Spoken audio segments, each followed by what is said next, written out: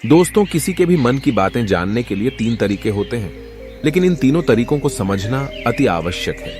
यदि आप इन तीनों तरीकों को समझ लेते हैं, तो आप किसी के भी मन की बातें बड़ी ही आसानी से जान सकते हैं, समझ सकते हैं। तो चलिए इसे एक बुद्ध कहानी के माध्यम से समझते हैं कि किस तरह से आप दूसरों की मन की बातें जान सकते हैं, समझ सकते हैं। बहुत समय पहले की बात है। एक छोटा सा गांव था।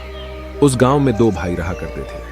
बड़ा भाई अंधा था, जिस कारण वो हमेशा घर पर ही बैठा रहता था, और छोटा भाई खेती किया करता था। लेकिन खेतों में अधिक जानवर आने से पूरी फसलें नष्ट हो जाती थीं, जिस कारण छोटा भाई बहुत परेशान हो चुका था। तभी उसे एक तरकीब सूझी। एक दिन उसने सोचा, खेतों में से इन जानवर को भगाने के लिए क्यों ना मैं अपने बड़े भाई की मदद लूं। वैसे भी बड़े भैया अंधे हैं। अगर वह खेत में बैठे रहेंगे और जानवरों की आहट आने पर वो उन्हें जोर से चिल्लाकर भगा सकते हैं, जिससे हमारी फसलें बच सकती हैं। इसलिए उन्हें मैं खेत में बिठा देता हूं। ये सब सोच विचार करने के बाद उसने अपने खेत में ही एक छोटी सी झोपड़ी तैयार की और अपने अंधे भाई को उस खेत में बिठा दिया और उनसे कहा, भैया, यदि कोई जानवर की आहट आपको सुनाई दे तो आप जोर जोर से चिल्लाना। ये सुनकर वो जानवर यहां से भाग जाएंगे और हमारी फसलें नष्ट होने से बच जाएगी। बड़ा भाई अपने छोटे भाई की बात मान लेता है और वो उस दिन से खेत में ही रहना शुरू कर देता है। जब भी किसी जानवर की आहट उसे सुनाई देती तो वो तुरंत जोर जोर से चिल्लाना शुरू कर देता, जिससे वो जानवर उसके खेतों से भाग जाते। ऐसा करते करते कई दिन बीत चुके थे। तभी एक दिन उसके खेत में एक हिरण भागता हुआ आता है और वह खेत के बांध को तोड़कर वहां से भाग गया। लेकिन उसी हिरण का पीछा करते हुए एक राजा भी उस खेत में आ पहुंचा। तभी राजा की नजर उस अंधे भाई पर पड़ती है। राजा उस व्यक्ति से कहता है, देखो, मैं यहां पर एक जानवर का पीछा करते हुए आया हूं। क्या तुमने उस जानवर को यहां पर देखा है? इस पर वो व्यक्ति कहता है, हे राजन, मैं तो अंधा हूं, मैं भला किसी जानवर को कैसे देख सकता हूं। लेकिन मैं आपको इतना जरूर बता सकता हूं कि जो जानवर मेरे खेतों से होकर भागा है वो आपके लायक नहीं है। आप उसके पीछे अपना समय यूं ही व्यस्त कर रहे हैं। राजा उस अंधे व्यक्ति की बात सुनकर बड़ा अचरज में पड़ गया। वो ये सोचने लगा कि आखिर ये तो अंधा है, फिर इसे कैसे पता कि जिस हिरन को मैं तलाश रहा हूं वह हिरन मेरे लायक है ही नहीं। ये अंधा व्यक्ति मुझे कैसे बता सकता है? तभी राजा उस अंधे व्यक्ति से कहता है, कहीं तुम मुझसे झूठ तो नहीं कह रहे?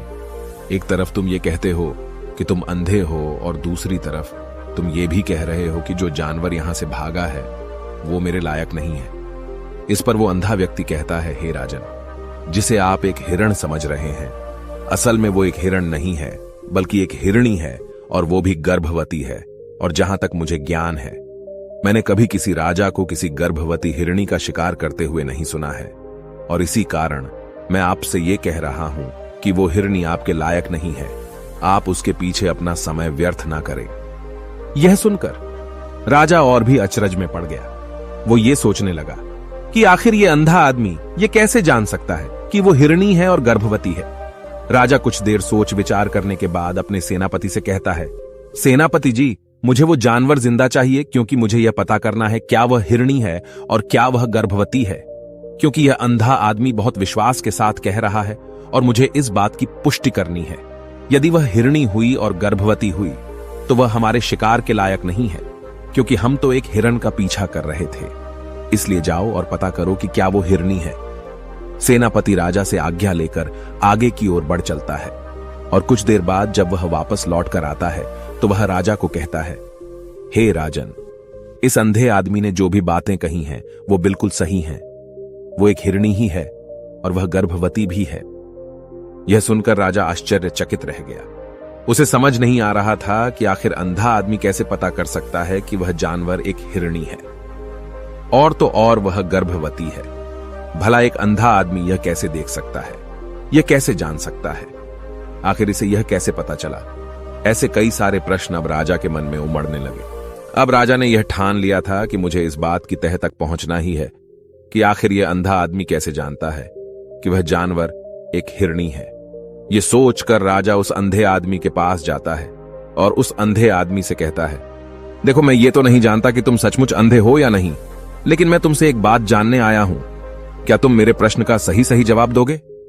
इस पर अंधा व्यक्ति कहता है, हे राजन, आप जो कुछ पूछना चाहते हैं मुझसे पूछ सकते हैं, मैं आपको बिल्कुल सच सच जवाब दूंगा। इस पर राजा कहता है, देखो, एक तो तुम कहते हो कि तुम अंधे हो और दूसरी तरफ तुमने यह बता दिया कि जिस जानवर का पीछा मैं कर रहा हूं वह एक हिरणी है, और तो और वह गर्भवती भी है। आखिर तुम्हें यह कैसे पता चला? तुम्हारे खेत में और भी तो जानवर आते होंगे, और भी तो जानवर यहां से गुजरते होंगे, फिर तुमने यह कैसे अंदाजा लगाया? तभी वह अंधा व्यक्ति राजा से कहता है, हे राजन, आप जिस हिरणी का पीछा कर रहे थे वही हिरणी जब मेरे खेत में आई, उसकी रफ्तार और उसके भागने की आहट से मुझे यह एहसास हो चुका था कि यह एक हिरणी है, और मेरे खेत की जो बांध है वह बहुत छोटी है, उसकी ऊंचाई ज्यादा नहीं है। यदि कोई हिरण होता तो उस बांध को बड़ी आसानी से लांघ जाता, लेकिन वह हिरणी इस बांध को तोड़कर भागी है, और यदि वह इस बांध को छलांग लगाकर पार करने का प्रयास करती तो इससे उसके बच्चे को खतरा होता, और इसी बात से मैंने यह पता लगा लिया कि वह गर्भवती है। इस कारण वह ज्यादा ऊंची छलांग न लगाकर मेरे खेत की बांध को तोड़ते हुए भाग गई। इस पर राजा के मन में एक और प्रश्न उठा। राजा ने कहा, किंतु तुम्हें कैसे पता चला कि वो एक हिरणी ही है? और भी तो कोई जानवर यहां पर आ सकते हैं। इस पर वो अंधा व्यक्ति कहता है, हे राजन, मैं पूरा दिन सुबह शाम यहीं पर बैठा रहता हूं, और मेरी सुनने की शक्ति बहुत तेज है। मैं ये बाफ जाता हूं कि कौन सा जानवर मेरे खेत में आया है, और उसी के आधार पर मैं जोर जोर से चिल्लाता हूं ताकि वो मेरे खेत से भाग जाए और मेरे खेत की फसलों को नष्ट न कर पाए। राजा उस अंधे आदमी का यह जवाब सुनकर पूरी तरह से संतुष्ट हो चुका था। वो मन ही मन ये सोच रहा था कि आदमी भले ही अंधा हो, लेकिन ये तो बड़ा ज्ञानी मालूम पड़ता है। इस आदमी से कुछ ना कुछ तो काम निकलवाना ही चाहिए। ये विचार लिए हुए राजा वहां से वापस अपने महल की ओर लौट जाता है। राजमहल पहुंचते ही राजा उस अंधे व्यक्ति से कहता है, आप तो बड़े ज्ञानी व्यक्ति है, आपको किसी भी बात का पता बड़ी आसानी से चल जाता है। आज मैंने आपको यहां पर इसलिए बुलाया है क्योंकि मैं आपसे ये जानना चाहता हूं कि मेरी पत्नी पतिव्रता है या नहीं। इस पर वो अंधा व्यक्ति कहता है, हे राजन, ये कैसा प्रश्न हुआ? इस पर राजा कहता है, मैंने आपसे बिल्कुल उचित प्रश्न किया है, मुझे इस प्रश्न का उत्तर दीजिए। इस पर वो अंधा व्यक्ति कहता है, हे राजन, ये सारी बातें जाने दीजिए। आपकी शादी को इतने साल बीत चुके हैं और अब आप ये बात क्यों जानना चाहते हैं? आपके मन में ऐसे प्रश्न क्यों उठ रहे हैं? इस पर राजा जिद करते हुए कहता है, देखिए, आपको मुझे इस प्रश्न का उत्तर तो देना ही होगा। यदि आप मुझे इस प्रश्न का उत्तर नहीं देंगे तो मैं आपको मृत्युदंड दे दूंगा। राजा के मुख से यह बात सुनकर वो अंधा व्यक्ति कहता है, हे राजन, यदि आप इस प्रश्न का उत्तर चाहते हैं तो उसके लिए आपको मेरा एक काम करना होगा। राजा कहता है, बोलो, मुझे क्या काम करना होगा? इस पर व्यक्ति कहता है, इसके लिए आपकी पत्नी को मेरे साथ कमरे में अकेले छोड़ना होगा। उस अंधे व्यक्ति की यह बात सुनकर राजा पहले तो क्रोधित हो जाता है, लेकिन फिर कुछ सोच विचार करने के बाद वह उस व्यक्ति की बात मान लेता है और अपने सेनापति को आदेश देता है, सेनापति जी, इस व्यक्ति को और मेरी पत्नी को एक कमरे में कुछ देर के लिए अकेला छोड़ दे। सेनापति बिल्कुल वैसा ही करता है। अब राजा की पत्नी और अंधा आदमी एक कमरे में बंद हो चुके होते हैं। तभी वो अंधा आदमी राजा की पत्नी से कहता है, मुझे आपको छूना है। इस बात पर रानी अत्यधिक क्रोधित हो जाती है और उस अंधे आदमी को वो पकड़ पकड़ कर पीटने लगती है, कभी हाथों से तो कभी लातों से तो कभी पटक पटक कर। इस तरह से उन्होंने उस अंधे आदमी की खूब पिटाई की। उसके बाद किसी तरह से वह अंधा आदमी अपनी जान बचाकर वहां से भाग निकलता है और वह राजा के पास पहुंचता है और वह राजा से कहता है, हे राजन, आपकी पत्नी पतिव्रता नहीं है। यह बात सुनकर राजा अत्यधिक क्रोधित हो उठता है और राजा अपनी तलवार निकालकर सीधा अपनी पत्नी की ओर जाता है और क्रोधित होकर वह अपनी रानी से कहता है, रानी जी, आज मैं जो भी सवाल आपसे करने वाला हूं उसका मुझे सच सच जवाब दीजिएगा, और यदि आपने एक शब्द भी झूठ कहा तो मैं आपका अभी के अभी सर धड़ से अलग कर दूंगा। तभी आगे वह राजा कहता है, मुझे बताइए, क्या आप पतिव्रता हैं या नहीं? इस पर रानी कहती है, हे राजन, आप भले ही मुझे जान से मरवा दीजिए, लेकिन मैं पतिव्रता नहीं हूं। राजा यह बात सुनकर बहुत खुश हुआ, क्योंकि उस अंधे आदमी ने जो भी कहा था वह बिल्कुल सच था।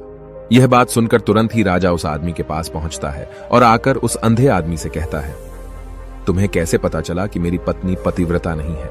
इस पर वह अंधा आदमी कहता है, हे राजन, बड़ी सीधी सी बात है, मैंने तो आपकी पत्नी से बस इतना ही कहा था कि मुझे आपको छूना है, और इस बात पर वह इतना क्रोधित हो उठी कि उन्होंने गुस्से में आकर मुझे लात घूंसों से पीटना शुरू कर दिया। और भला कोई औरत किसी और मर्द को कैसे छू सकती है, लेकिन उन्होंने न आव देखा न ताव, बस लात घूंसे मुझ पर बरसाने शुरू कर दिए। वह भी तो एक छूना ही हुआ, और एक पतिव्रता नारी कभी भी पराये मर्द को नहीं छूती। जब मैंने उसे छूने के लिए कहा था तो वह उस वक्त मुझे मना कर सकती थी, लेकिन उन्होंने तो मुझे पीटना शुरू कर दिया और देखते ही देखते उन्होंने मेरे पूरे शरीर को छू लिया।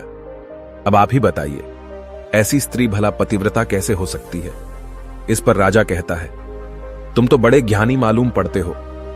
अच्छा ठीक है, चलो तुम मेरे एक प्रश्न का और जवाब दो। यदि तुमने मुझे इस प्रश्न का सही सही जवाब दे दिया तो मैं तुम्हें यहां से जाने दूंगा।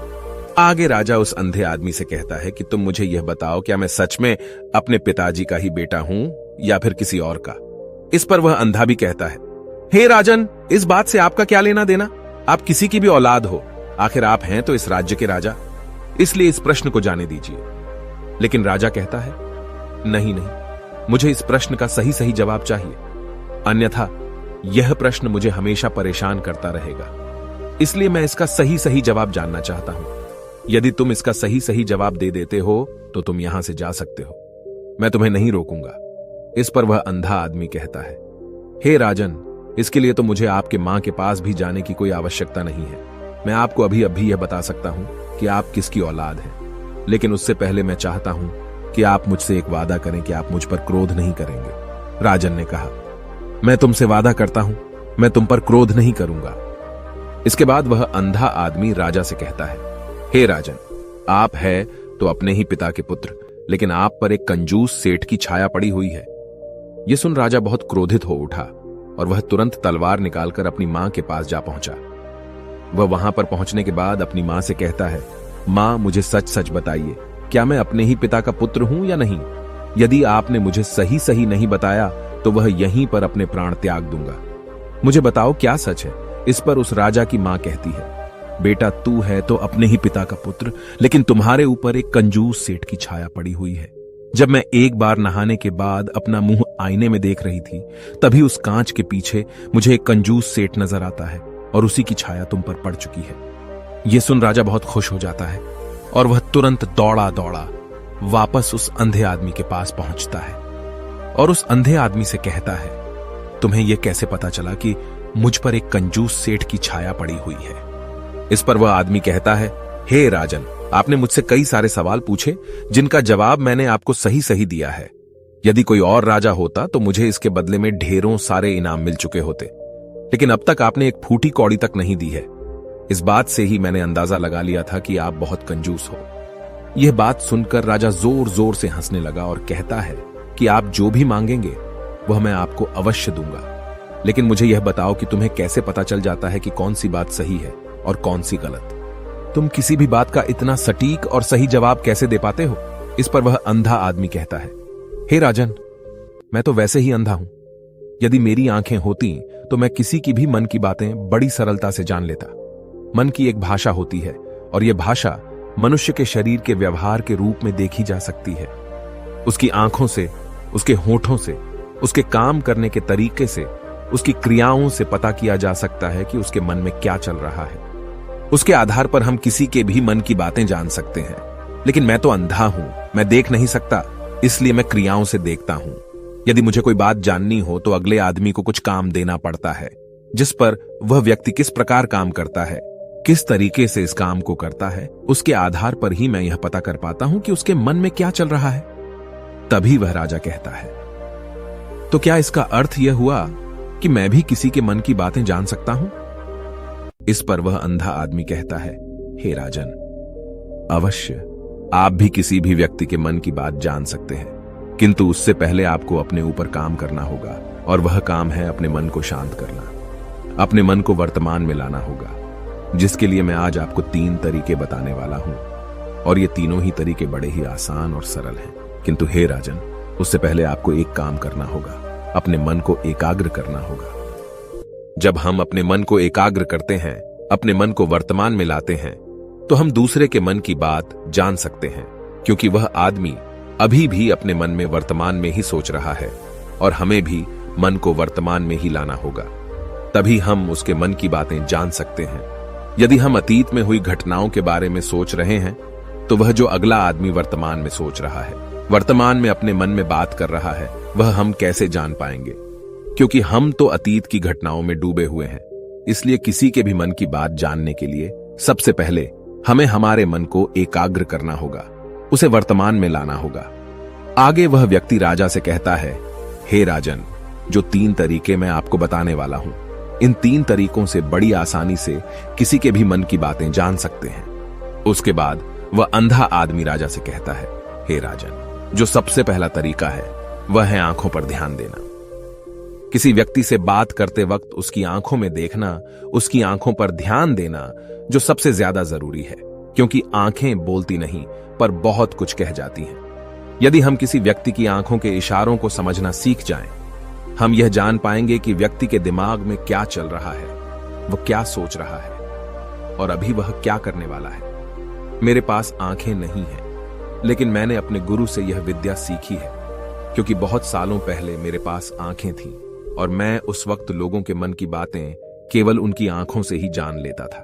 इसलिए यदि आप भी दूसरों की मन की बातें जानना चाहते हैं तो आपको भी उनकी आंखों पर गौर करना चाहिए, जैसे कि उनका आकार कैसा है, वह कब, कहां और किधर देख रहे हैं। यदि उसकी आंखें यहां वहां घूम रही हैं, जब आप उससे बातें कर रहे हैं तो वहां वह इधर उधर मोड़ रहा है, कभी ऊपर तो कभी नीचे या कभी आसपास, या फिर उसकी आंखें खुश नजर आ रही हैं या फिर आंखें निराश नजर आ रही हैं, जैसे कि चोर होता है।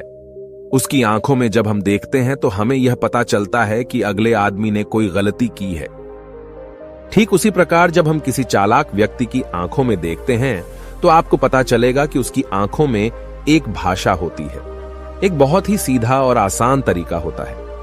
यदि आपको यह पता लगाना है कि सामने वाला व्यक्ति आपसे झूठ कह रहा है या फिर सही, तो आपको उसकी आंखों पर ध्यान देना अति आवश्यक है। यदि आपसे बात करते वक्त वह व्यक्ति अपनी आंखें यहां वहां घुमा रहा है, ऊपर नीचे, इधर उधर, दाएं बाएं, हर जगह देख रहा है, तो इसका अर्थ यह हुआ कि वह उस बात से निकलने का कोई रास्ता ढूंढ रहा है, वह कोई झूठ बना रहा है। यदि सामने वाला व्यक्ति आपसे कुछ झूठ कहने का प्रयास कर रहा है तो वह आपसे नजर नहीं मिलाएगा। वह यहां वहां देखेगा, ऊपर नीचे देखेगा, लेकिन वह आपकी आंखों में आंखें डालकर कभी नहीं देख पाएगा, क्योंकि उसे डर है कि यदि उसने आपकी आंखों में आंखें डालकर देखी तो उसका झूठ पकड़ा जाएगा और लोगों को सच्चाई का पता चल जाएगा। और इसी प्रकार कुछ और भी भाषाएं होती हैं। जब आप किसी की आंखों में आंखें डालकर यह देखना शुरू कर देंगे कि उसके हाव भाव क्या है, ठीक उसी प्रकार चेहरे के हाव भाव होते हैं, जिससे हम मन की बातें बड़ी आसानी से समझ सकते हैं और इन्हें भी समझना बहुत जरूरी है। कभी कभी कोई व्यक्ति अपने चेहरे से जैसे आंख, होंठ और बहुत से कुछ अलग अलग व्यवहार करता है। यदि आप किसी व्यक्ति के चेहरे में गौर करेंगे तो आप आसानी से समझ पाएंगे कि वह व्यक्ति निराश है, जब व्यक्ति बहुत उदास है, या फिर वह बहुत खुश है, या फिर उसे कोई बहुत बड़ा दुख है। वह अपने अंदर क्या महसूस कर रहा है, ये सारी बातें हम उसके चेहरे के हाव भाव से पता कर सकते हैं। फिर चाहे इंसान जुबान से कुछ बोले या ना बोले, लेकिन आप उसके चेहरे से सब कुछ पता कर सकते हैं। आगे व्यक्ति राजा से तीसरा तरीका बताते हुए कहता है, हे राजन, इसी प्रकार तीसरी भाषा भी है, अर्थात तीसरा तरीका भी है, और वह है हाथों के इशारे और शरीर का व्यवहार। मन की बात समझने के लिए हमें हाथ के इशारे और शरीर के व्यवहार को समझना बहुत आवश्यक है। कोई व्यक्ति जब बात करता है तो आपने देखा होगा कि वो अपने हाथों को हिलाता रहता है, अपने हाथों से इशारा करता रहता है। बातों के साथ साथ अपना शरीर का जो व्यवहार है, अर्थात बॉडी लैंग्वेज, उसका भी पूरा उपयोग करता है, जिससे हमें यह पता चल पाता है कि वह व्यक्ति हमारी बातों पर कितना ध्यान दे रहा है और उसके मन में क्या चल रहा है। शरीर के व्यवहार को देखने के लिए उसके हाथ मटकाने, शरीर मटकाने और चेहरे पर बार बार हाथ लाने, हाथों का एक दूसरे से मसलना, ऐसी बहुत सी क्रियाएं होती हैं, उस पर हमें ध्यान देना अति आवश्यक है। मन की बात को समझने के लिए हमें शरीर के व्यवहार को भी समझना पड़ता है। यदि हम इन 3 तरीकों को सही तरीके से ध्यान देकर इन 3 तरीकों को अच्छे से समझ लेते हैं तो हम बहुत जल्दी किसी भी व्यक्ति के मन की बातें बड़ी सरलता और सहजता से जान सकते हैं। इसलिए यदि आपको किसी के मन की बातें जानी है तो आपको उसकी आंखों पर, उसके चेहरे पर, उसके शरीर के हाव भाव को और उसके हाथों को ध्यानपूर्वक देखना और समझना होगा, जिससे आप यह समझ पाएंगे कि आखिरकार उसके मन में क्या चल रहा है और वह क्या सोच रहा है। लेकिन उनसे पहले आपको अपने मन को एकाग्र करना होगा, शांत करना होगा और अपने मन को वर्तमान में लाना होगा। तभी आप उस व्यक्ति की इन सभी क्रियाओं पर ध्यान दे पाएंगे, उन्हें समझ पाएंगे। अन्यथा आप यदि अतीत की घटनाओं में व्यस्त हैं, भविष्य की योजनाओं में व्यस्त हैं, तो आप उस व्यक्ति के हाव भाव पर कभी ध्यान ही नहीं पाएंगे और न ही आप कभी यह समझ पाएंगे कि आखिर उस व्यक्ति के मन में क्या चल रहा है, वह क्या सोच रहा है। आपने देखा होगा कि ऐसे कई बड़े संत महात्मा हैं जो बड़ी ही शांति से आपको देखते हैं और आपको देखकर ही ये बता देते हैं कि आपके मन में क्या चल रहा है, आप उनसे क्या जानने आए हैं। और इसका सबसे बड़ा प्रमुख कारण यही है कि वह आपको पढ़ सकते हैं, आपको समझ सकते हैं, आपकी मन की बातें जान सकते हैं, क्योंकि उनका मन एकाग्र है, शांत है। और यही कारण है कि वह आपके मन की बातें बड़ी सरलता से समझ जाते हैं। यदि आपने अब तक पूरी कहानी को सुना है तो मैं आपसे एक छोटा सा अनुरोध करना चाहता हूं। कृपया इस चैनल को सब्सक्राइब करें ताकि मैं आपके लिए और भी ऐसी ही ज्ञान से भरपूर कहानियां लेकर आ सकूं। नमो बुद्धाय। मिलते हैं एक नई कहानी के साथ अगली वीडियो में।